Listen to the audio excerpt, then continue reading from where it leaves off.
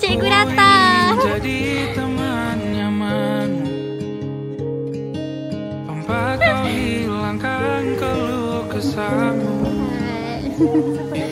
Ada orang lain datang lagi. Cikgu Teh Aisyah. Dia bergerak ni ke cikgu. Main goreng cikgu. Ke cendol kopok. Ada pembalik. Makanan kat bawah. Aisyah datang. Orang pertama yang datang ni. Orang lain tak datang pun. Aisyah je yang datang. Ada cikgu lah. Ada cikgu Liana. Jom.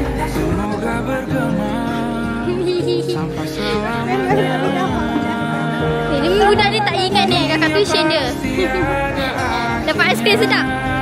Dapat aiskrim. Aduh. Maka tenang saja kita di sini. Asal matching dengan kuih bulan ni. Nikmati sementara yang ada. Oh, bukan tuan rumah tu tak? Kau yang tuan rumah. Terima kasih cikgu datang.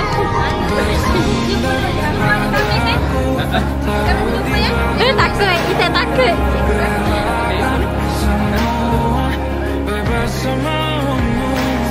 Cikgu dapat 5 ekor atas. Alhamdulillah ada. Ku sampaikan dalam nyanyian, bergema sampai selamanya. Paling rendah 5E, paling tinggi 7-8E.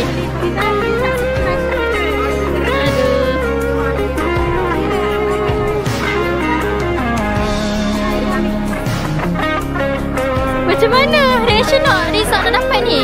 Biasa. Pakak.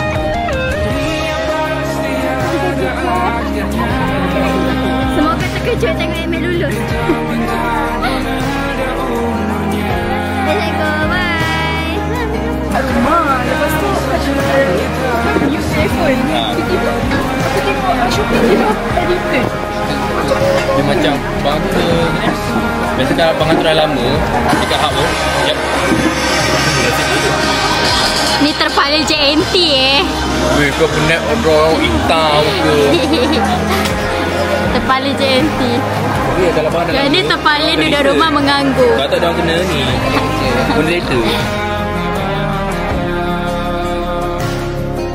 Nikmati sementara yang ada.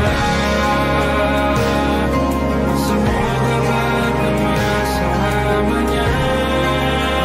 Oh, target berapa A? Zahan, target apa A? Dapat DJ. Pak CJ. Kasih target apa A?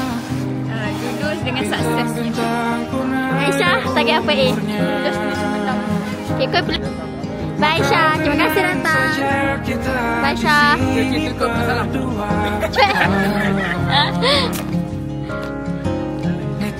Nak balik dah ke? Janganlah balik lagi. Janganlah balik lagi korang. Dia nak balik tadi. Janganlah balik lagi. Jangan sampai muka. Taklah, dia jauh lah. Tak ada jauh. Janganlah balik lagi korang. No, dia nak. Dia nak. Dia nak start engine kereta. Kereta tak hidup. Hidup tak? Okey, kena hantar ke balik. Okay, baik korang. Satu star je, weh. Macam bahaya je. Bye. Lepas tu ketumpang Grab sana pula boleh tak? Itu kena nyajak pula ke nak ngajak lah. Tak boleh. Kau ada seorang je yang kau kena jaga hati seorang. Baik korang. Kita baik korang.